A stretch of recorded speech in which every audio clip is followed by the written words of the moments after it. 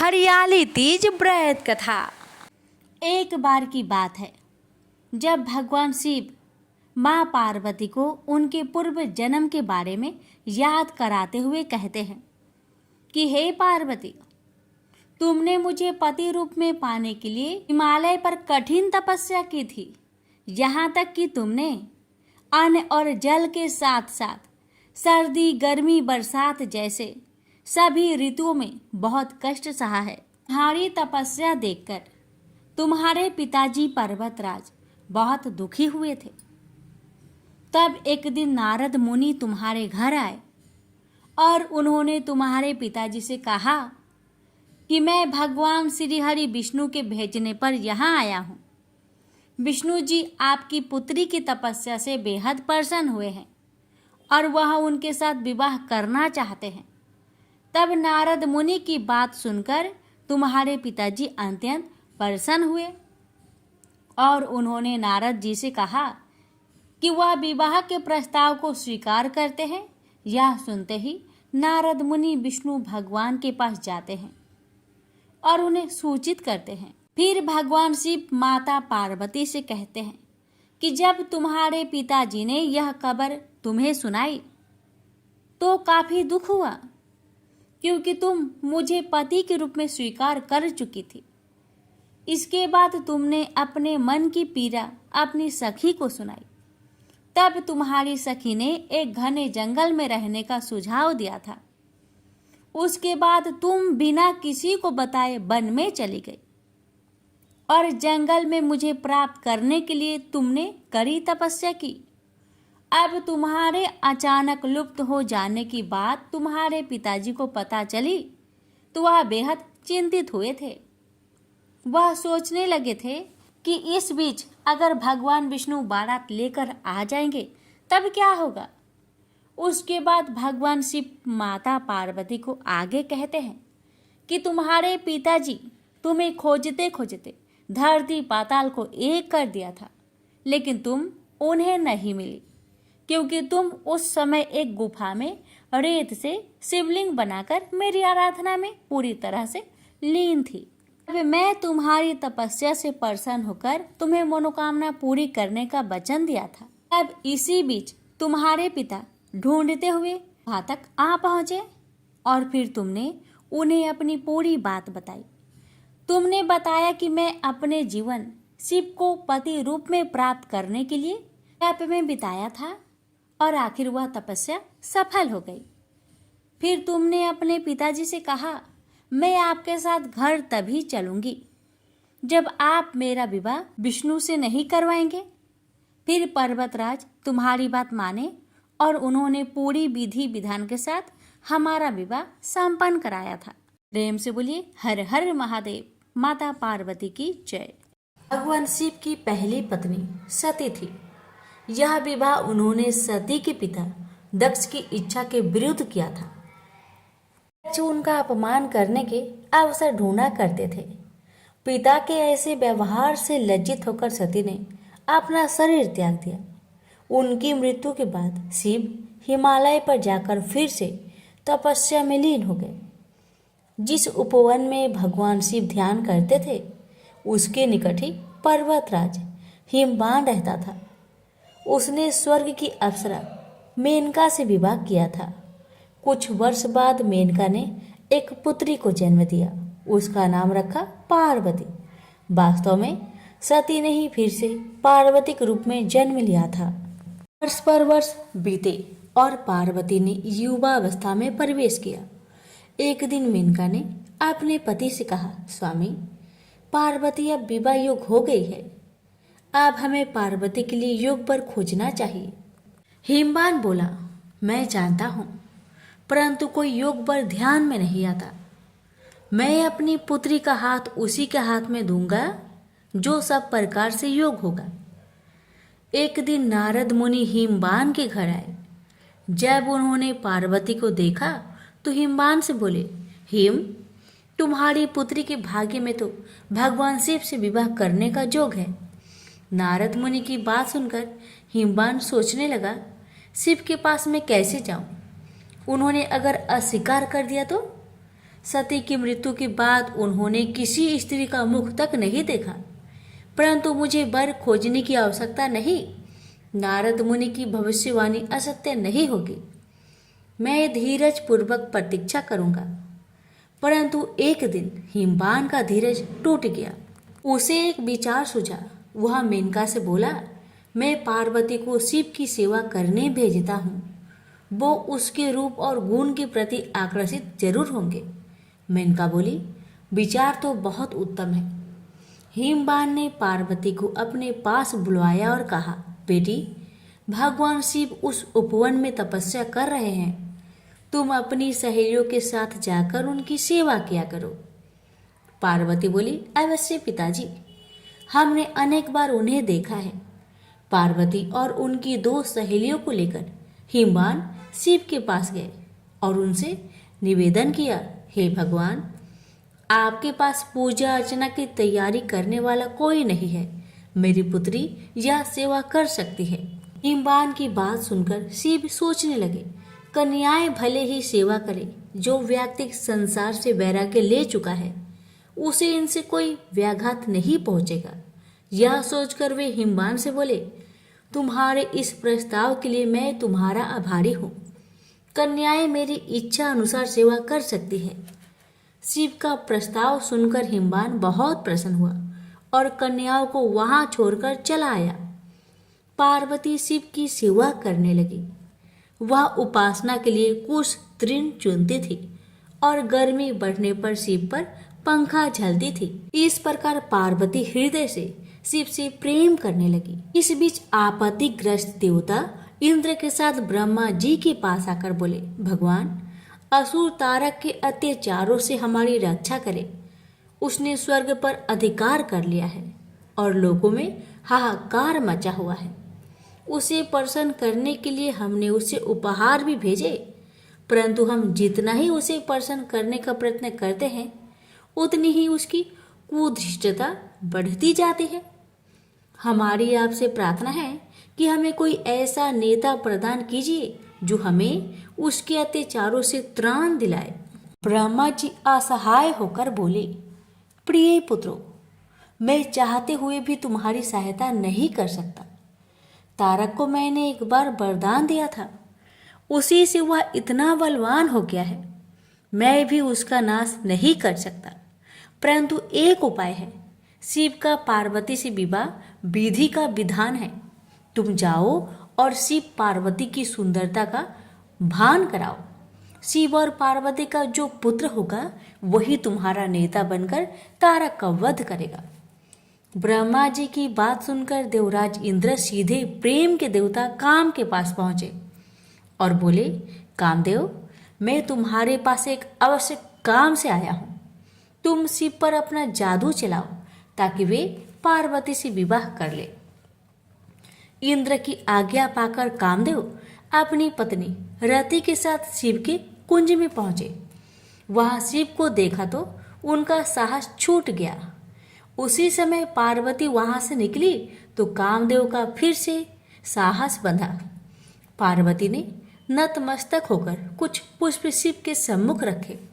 यह देख शिव बोले, तुम्हें ऐसा पति मिले जो बस केवल तुमसे ही प्रेम करने वाला हो। शिव की बात सुनकर पार्वती सोचने लगी, शिव का वचन कभी मिथ्या नहीं होगा। मैं कितनी भाग्यशाली हूँ। यह सोचकर पार्वती शिव के गले में माला पहनाने ही वाली थी, तभी कामदेव का बाण निशाने पर लगा। शिव ने पूरी शक्ति से अपनी भावनाओं को बस में किया और इधर उधर देखने लगे। उन्होंने कहा, मेरे मन की शांति भंग करने का साहस किसने किया? तभी उनकी दृष्टि कामदेव पर पड़ी। उस दृष्टि मात्र से कामदेव जलकर राख हो गए। यह देख रति मूर्छित हो गई। शिव पार्वती की ओर आंख उठाए बिना ही कुंज में चले गए। यह देख पार्वती शोक और लज्जा से विहल हो उठी और उदास मन से अपने घर लौट गई। उधर जब रति की मूर्छा टूटी तो उसने सोचा, जब मेरे पति ही नहीं रहे तो मैं जीकर क्या करूंगी? अच्छा यही है कि मैं भी मरकर उनके पास पहुंचूं। वह यह सोच ही रही थी कि तभी आकाशवाणी हुई, जीवन मत त्याग। पार्वती तपस्या करके शिव को वर के रूप में पाएगी और उनके विवाह के दिन तेरा पति पूर्ण जीवित होकर फिर से तुझे मिलेगा। आकाशवाणी सुनकर रति को ढढ़स बंधा और वह उस दिन की प्रतीक्षा करने लगी। उधर शिव के व्यवहार से पार्वती को बहुत दुख हुआ, परंतु उसके प्रेम में कमी नहीं आई। वह सोचने लगी, मेरा सौंदर्य उन्हें आकर्षित नहीं कर सका, परंतु मैं हार नहीं मानूंगी। सौंदर्य से नहीं तो मैं अपनी तपस्या और भक्ति से उन्हें प्राप्त करूंगी। यह सोचकर उसने अपना निर्णय अपने माता पिता को बताया। पार्वती के निर्णय के आगे माता पिता को झुकना पड़ा और उसे आशीर्वाद देकर विदा किया। सुंदर वस्त्रों तथा आभूषणों का त्याग करके पार्वती कुंज में तपस्या करने बैठ गई। कई वर्ष बीत गए, परंतु पार्वती ने आशा नहीं छोड़ी। एक दिन वह जल कुंड में प्रवेश करने से पहले पूजा अर्चना की तैयारी कर रही थी कि एक युवक ऋषि उनसे मिलने आया। उसने पार्वती से कहा, तुम्हारा यह सुकुमार शरीर कैसे ये कठिन कर्म करता है जो तुम्हारी आत्मा उसे करवा रही है? तुमने संसार को दिखा दिया है कि सुंदरता और पवित्रता एक दूसरे को नष्ट करने के लिए नहीं है। तुम्हारे आचरण ने तुम्हारे पिता के गौरव को और बढ़ाया है। सुकुमारी, तुमने यह कठिन तपस्या का व्रत क्यों लिया है? घर लौट जाओ। सुकुमारी, तुम तपस्या त्याग दो। जो सिद्धियां मैंने प्राप्त की है उनमें से आधी मैं तुम्हें दूंगा, लेकिन कृपया तपस्या का कारण बता दो। पार्वती ने अपनी सखी से कारण बताने को कहा तो सखी ने कहा, मेरी सखी पार्वती ने शिव का प्रेम जीतने का निश्चय किया है। अपने सौंदर्य से तो यह उन्हें नहीं रिझा सके, अतः तपस्या और त्याग का सहारा लिया है। सखी की बात सुनकर ऋषि ने पार्वती से कहा, क्या यह सत्य है या तुम्हारी सखी हंसी कर रही है? पार्वती बोली, यह सत्य है ऋषिवर। मैं शिव की पूजा करती हूँ। मुझे विश्वास है तपस्या और भक्ति से एक दिन में उनका प्रेम प्राप्त करने में सफल हो जाऊंगी। ऋषि ने कहा, ओह, तो ये बात है। मैं शिव को जानता हूँ। वह तो अपने सारे शरीर पर भस्म रमाए रहता है, आग उससे लिपटे रहते हैं, चर्म धारण करता है। तुम्हारी जैसी सुंदर युवती कैसे उसकी पत्नी हो सकती है? वह निर्धन है, अघोर है, यह सारा संसार जानता है। वह तुम्हारे योग्य नहीं है। उसका विचार त्याग दो और कोई दूसरा व्यक्ति चुन लो। ऋषि की बातें सुनकर पार्वती क्रोधित होकर बोली, चुप रहो। महान आत्मा को महान आत्मा ही पहचान सकती है। नीच प्राणी उच्च विचारों को समझ नहीं सकता। तुम्हारा वचन तुम्हारी दुर्भावनाओं का सूचक है। शिव दिखावे से नहीं प्रभावित होते हैं, न किसी को प्रभावित करते हैं। वे अघोर है, निर्धन है, चर्म धारण करते हैं, उनके शरीर से सर्प लिपटे रहते हैं। तो क्या हुआ? वो मेरे मनोनीत देवता है। उनमें चाहे दुर्बलताएं अधिक हो और गुण कम, फिर भी मैं उन्हें चाहती हूँ। पार्वती की सहेलियां यह सुनकर चकित रह गई। पार्वती उनसे बोली, प्रिय सखी, इनसे कहो कि चले जाए, क्योंकि इन्होंने अपने हृदय को ऐसे विचारों से कुलुषित कर रखा है। बुरी बात कहना पाप है, तुरंत उसे सुनना भी और भी बड़ा पाप है। चलो हम चले।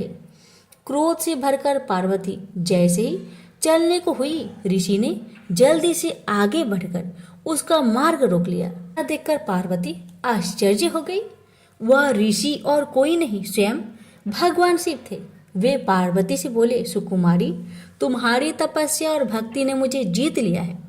मैं तुम्हारे सामने विनीत हूँ, तुम्हारा दास हो, किंतु कर्तव्य परायणा पार्वती शिव को छोड़ अपनी सखी के पास जाकर बोली, सखी, इनसे कहो कि मेरे पिताजी से विवाह का प्रस्ताव करना होगा।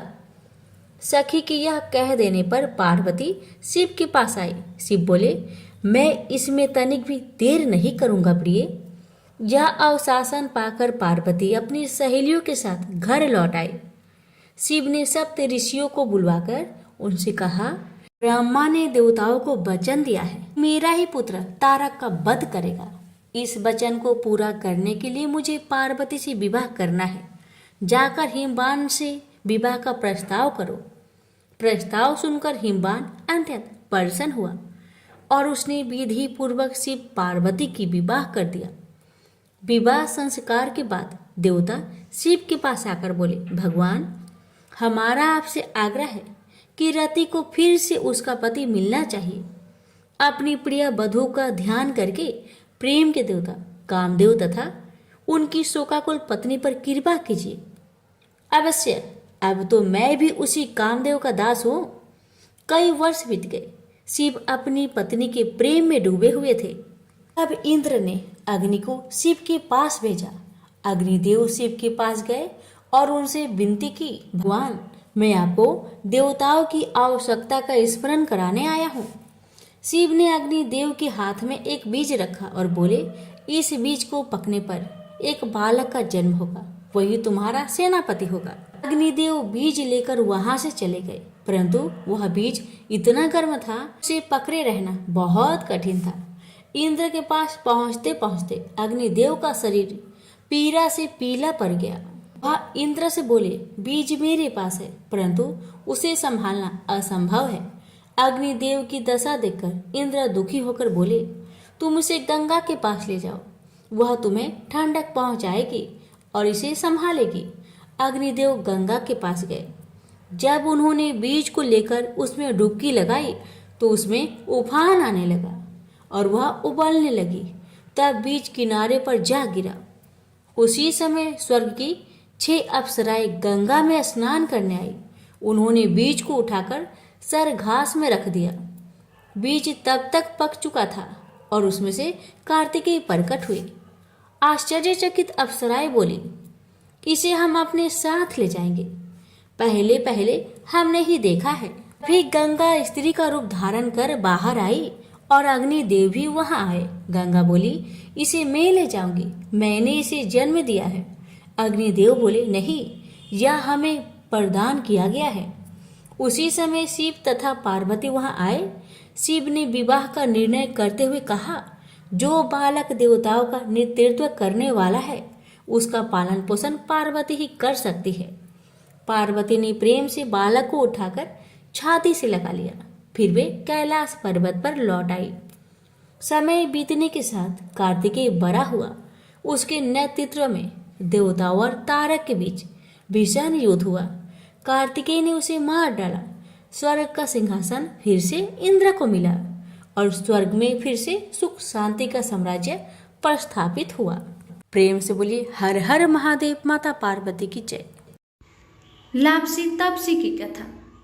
एक लापसी था, एक तपसी था। तपसी हमेशा भगवान की तपस्या में लीन रहता था।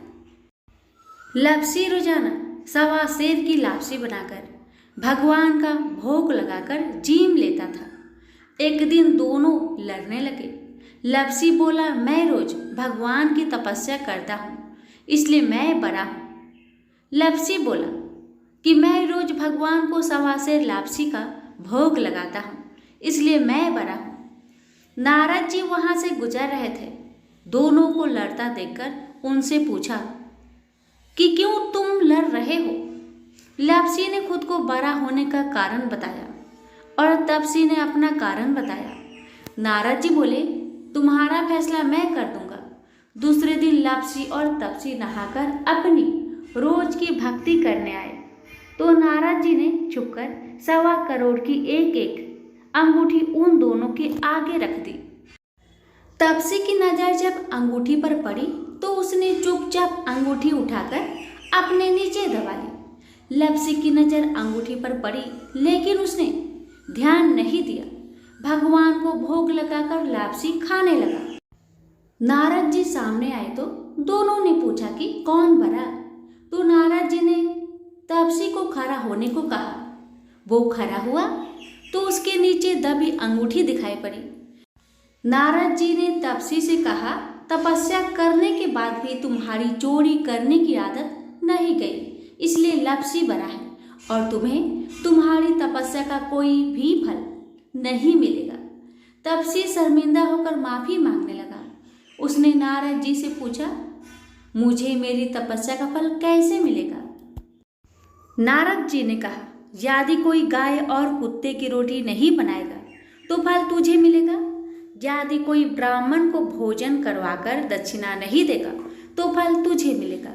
यदि कोई साड़ी के साथ ब्लाउज नहीं देगा तो फल तुझे मिलेगा।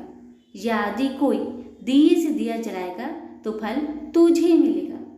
यदि कोई सारी कहानी सुने लेकिन तुम्हारी कहानी नहीं सुने तो फल तुझे मिलेगा। उसी दिन से हर व्रत कथा कहानी के साथ लापसी तापसी की कहानी भी सुनी और कही जाती है। प्रेम से बोलिए लक्ष्मी नारायण की जय।